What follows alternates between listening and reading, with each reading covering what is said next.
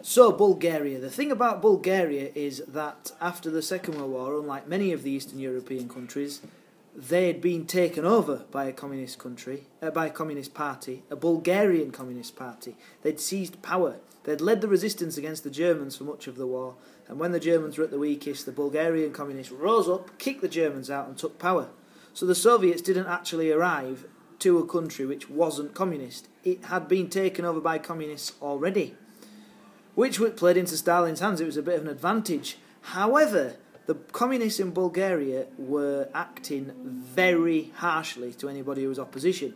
It says on your sheet there, if you read it, over 10,000 people were executed.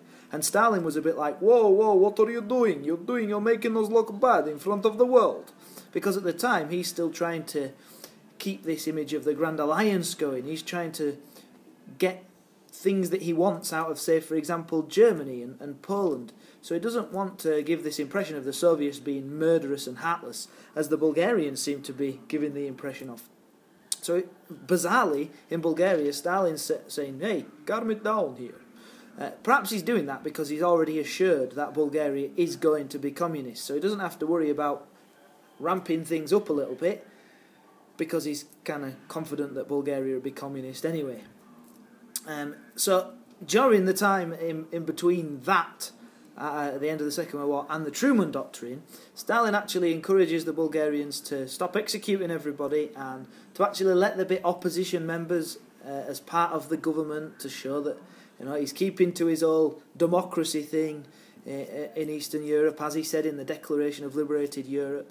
But after the Truman Doctrine was announced, Bulgaria was right on the border with, and it still is, with Greece. So it was like the front line. It was like part of where the Iron Curtain was. And so that was the point where Stalin was like, right, now the lines have been drawn, the unofficial declaration of the war has happened, then we'll liquidate the opposition. Probably even did this, because that's the sort of thing Stalin would do.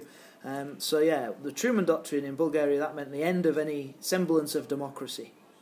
So you need to look at the sheet and see if you can find some other, or one other key bit at least.